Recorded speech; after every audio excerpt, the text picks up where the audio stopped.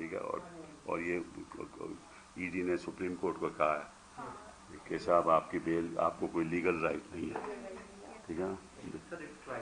हाँ हाँ ठीक है। हाँ। नमस्कार। आज हम दो बातों पर चर्चा करेंगे। पहला मुद्दा यह है कि कल सुप्रीम कोर्ट ईडी ने अपनी बात रखी और कहा कि जहां तक इंतरिम बेल का सवाल है, केजरीवाल जी को इंतरिम बेल नहीं चलनी चाहिए, क्योंकि बेल इसलिए नहीं दी जानी चाहिए कि जो प्रचार करने का हक है वो एक कानूनी हक है, वो संवैधानिक हक नहीं है। तो कोई कहे कि मुझे अंतरिम बेल पे आप रिहा कर दो, तो संविधान के आधार पे वो गलत होगा। और अगर कानूनी हक है केवल, तो कैसे कोई कह सकता है, क्योंकि उनके खिलाफ तो केस है और उसकी तफ्तीश हो रही है।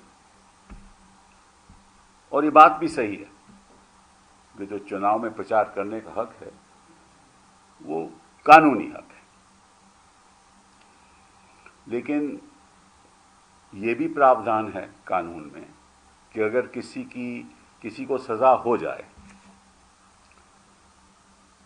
और कोर्ट कहे कि साहब इस सजा को हम स्टे कर देते हैं, तो प्रचार में हिस्सा ले सकता है ना। तो जिसको सजा हो जाए उसको कोर्ट स्टे करके हक दे सकता है कि आप जाकर प्रचार कीजिए, चुनाव है तो प्रचार कीजिए। वो भी हक दे सकता है कि आप अपना नॉमिनेशन फॉर्म भी फाइल कीजिए, आप चुनाव भी लड़ सकते हो। अब इनसे पूछिए कि हार्दिक पटेल कैसे चुनाव लड़े थे। हार्दिक पटेल जी की कन्विक्शन थी, हाई कोर्ट ने स्टे नहीं दिया, हार्दिक जी सुप्रीम कोर्ट आए, सुप्रीम कोर्ट ने स्टे दे दिया, हार्दिक जी चुनाव लड़े, हार्दिक जी बीजेपी में शामिल हो गए। तो जिसके खिलाफ सबूत है, जिसके खिलाफ सजा है, उसको तो हक है अगर कोर्ट स्टे दे दे, और जिसके खिलाफ केवल आरोप है उसको स्टे नहीं मिल सकती, क्योंकि चुनाव में हिस्सा लेना एक कानूनी हक है, संवैधानिक हक नहीं। तो ये किस किस्म की राजनीति हो रही है और किस किस्म की राजनीति ईडी कर रही है कि जिसके खिलाफ सबूत नहीं, आपको उसको अंदर रखे हुए हो, और इस वक्त आपने गिरफ्तार किया जब चुनाव आ रहा था, चुनाव में हिस्सा नहीं ले सकते। वो एक अपनी पार्टी के लीडर हैं, दिल्ली के चीफ मिनिस्टर हैं। तो ये छोड़िए, सब इन पदों को छोड़िए, लीडरशिप को छोड़िए, चीफ मिनिस्टर हैं वो भी छोड़िए, इस देश के नागरिक तो हैं ना। और मालूम सुप्रीम कोर्ट ने क्या कहा है कि फेयर एंड फ्री इलेक्शन, मतलब कि निष्पक्ष चुनाव, basic structure of the constitution, मतलब कि संविधान का बेसिक स्ट्रक्चर है। तो अगर किसी नागरिक को जिसके खिलाफ केवल आरोप है, आप छोड़ दीजिए कि वो चीफ मिनिस्टर है, उनको आप हक नहीं देने दोगे चुनाव में हिस्सा लेने का, प्रचार करने का, तो वो बेसिक स्ट्रक्चर का उल्लंघन होगा, क्योंकि आप बाकियों को हक दे रहे हो, एक राजनीतिक दल के नेता को, एक नागरिक को हक नहीं दे रहे। मैं समझता हूं कि इस किस्म की बयानबाजी, इस किस्म की बहस केवल एक ही लक्ष्य के साथ कोई कर सकता है, वो ईडी तो आपको मालूम है किसी तरीके से अरविंद केजरीवाल को यहीं रखा जाए, तिहाड़ में रखा जाए, रिहा नहीं किया जाए। अब मैं आपसे पूछना चाहता हूं कि कल को चार्जशीट में कुछ ना निकला तो क्या ये वक्त वापस आ सकता है?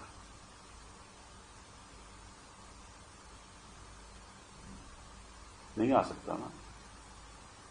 मतलब कि आपने एक राजनीतिक दल के साथ इतना अन्याय किया,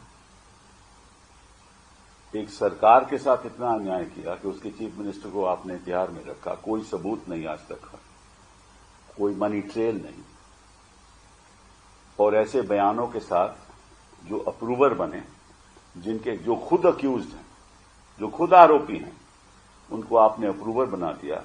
उनके 12वें बयान के बाद उन्होंने आरोप लगाया केजरीवाल को, और ये समझते हैं कि यही बस काफी है कि उनका हक आप छीन लें। इससे ज्यादा मैं समझता हूं कि अन्याय किसी के साथ हो, ये होना नहीं चाहिए। और समाज को छोड़िए, कोर्ट की बात अलग है, समाज को इस बात को तो समझना चाहिए कि इन लोगों की मंशा क्या है। अब कानून और सर्वोच्च न्यायालय, न्यायाधीश उनके हक में करें या ना करें, उसके बारे में मैं कुछ नहीं कहूंगा, लेकिन समाज को इस बात को समझना चाहिए कि कितनी बेइंसाफी हो रही है केजरीवाल के साथ। एक तो यह मुद्दा हुआ। दूसरा मुद्दा जो मैं उठाना चाहता हूं वो यह है कि कल अमित जी ने, मैं बहुत उनका आदर करता हूं, कहा कि ये जो चुनाव की लड़ाई है ये विकास वर्सेस जिहाद है, विकास वर्सेस जिहाद। और मैं समझता हूं कि लड़ाई विकास वर्सेस जिहाद नहीं है। विकास तो इनका हो रहा है और सर्वनाश बाकियों का कर रहे हैं।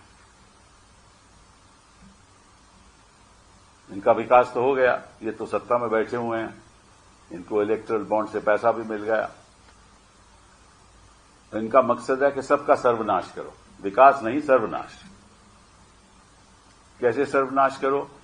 जहां भी सरकारें विपक्ष की हैं उनको खारिज करो, उनको बदलो, खरीदो फरोख्त हो जाए, मोह दो। मुझे नहीं मालूम कि क्या क्या दिया होगा, इसके बारे में तो जांच ही होनी चाहिए, मुझे तो मालूम नहीं, लेकिन बिना मोह के कोई तो करता नहीं है ऐसा। दल तो अपना छोड़ता नहीं है, कुछ मिनिस्टर बन गए, कुछ डेप्यूटी चीफ मिनिस्टर बन गए ना, और तो ऐसे तो नहीं बने ना। वो सर्वनाश करो सरकारों का, दलों का सर्वनाश करो, ईडी पीछे लगा दो, सीबीआई पीछे लगा दो, तो ईडी का सर्वनाश करो, इस देश की संस्थाओं का सर्वनाश करो, इलेक्शन कमीशन ऑफ इंडिया कब्जे में कर लो, जो गवर्नर का पद जिसकी कोई अहमियत होती थी उसकी अहमियत खत्म कर दो, शिक्षा के संस्थानों में कब्जा कर लो, वाइस चांसलर्स अपने लगा लो, और नेताओं को गिरफ्तार कर लो, दलों के खिलाफ कार्रवाई शुरू कर दो, और अगर कोई आपके खिलाफ बोले तो उसको यूएपीए लगा दो।